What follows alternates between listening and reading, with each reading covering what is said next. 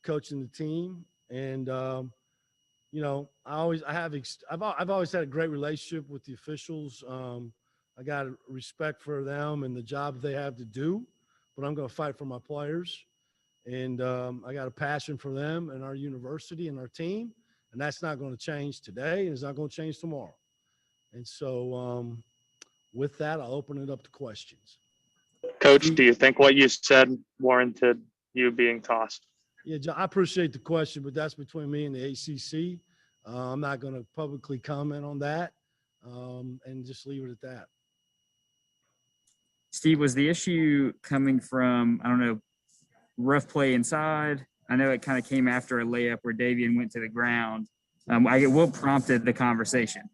Well, you know, there was a play at the other end with Davian. I thought, you know, he got fouled and obviously they didn't call it. And, you know, it led to the situation. And again, what was said between me and the referees is between me and them and the ACC. After that happens, are you upset with yourself? You mad with yourself? You know, how do you process that part? I'm more upset with just, you know, that's my team, right? I don't want to ever want to leave them out there without me. But again, I'm always going to fight for my team and my players and Wake Forest University. And so, yeah, there's, you know, you're kind of conflicted a little bit, but most part, I just wanted to be there to coach the game and coach the team. And, you know, and no disrespect to Duke either. I didn't want that to be the narrative of the game. I mean, I thought they played great. Steve, was there frustration that boiled over with also how the game was going at that point? I mean, I think there's all kinds of emotions that go on in a game. You know, you're trying to get your team going. You know, we were kind of hanging around. We weren't playing great, but we had started to get to the basket. I think Davian got two layups back to back after I called timeout because we weren't being very patient on offense. And that's one of the things about motion, Connor, is you got to stay with it. You got to continue to stay with it. And sometimes you got to score late in the clock after they break down. It's not going to happen off one or two passes. And so, yeah, I was frustrated with a little bit with the pace on offense and the way we were defending. You know, I just didn't feel us out there defensively at all. And if I don't feel them, I know Duke doesn't feel them, and they got good players. And hey, listen, everybody's beating up on Duke. You know, Duke's playing. They got a good team, man, and they're starting to play well, and they're going to probably continue to play well. And so, you know, I think they have a nice team, and I like the way they run offense, and we just couldn't guard them. Did you ever get thrown out at East Tennessee State? Once.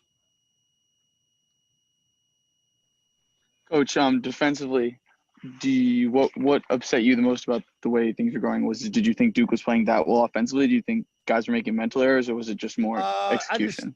I think we just settled a little bit. You know, when you run, like when we were running motion against Florida State, we got deep in the clock. We made them make a mistake. We found the open guy, and we made the shot. Okay, I thought early on we weren't patient enough in going deep enough into the clock and then not finding the right guy. I thought one time, I'll give an example. I thought we moved it. We got a cut. We got a drive by Isaiah Mucius, and he has Davian wide open on the left wing, and he tries to throw a pass to somebody else that's not open. I'm just using that as an example. It's not just Zay. You know, I thought that we just weren't finding the open guy. I thought Odie, you know, was cutting a lot, but then just running out to the 3-point line and not posting. Early in the game, we got it to him a couple times and he scored, but then he quit doing that. And when you run motion, that doesn't mean you don't post up. And we've talked about that over and over and over, especially when you're cutting. A lot of times the guy's behind you. And so he's got the advantage to post, and he wasn't doing that. And,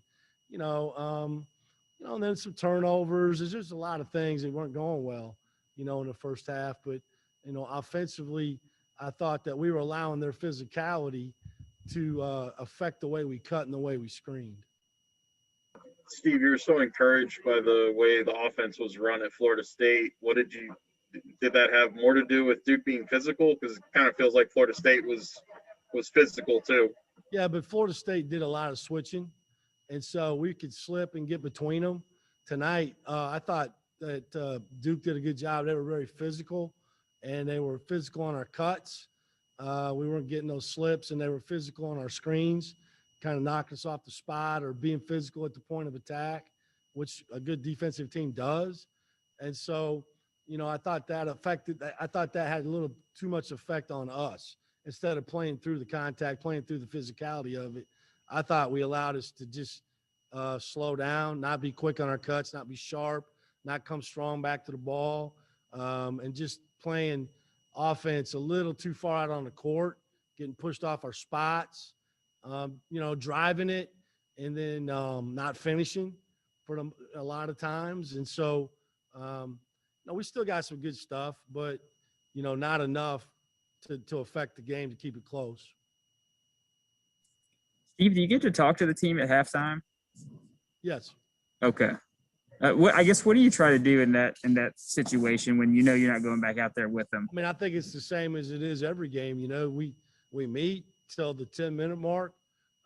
We write down adjustments on offense and defense. Then I go in there and address the team on what our offensive adjustments are and what our defensive adjustments are, and we go back out on the court. I mean, it was business as usual.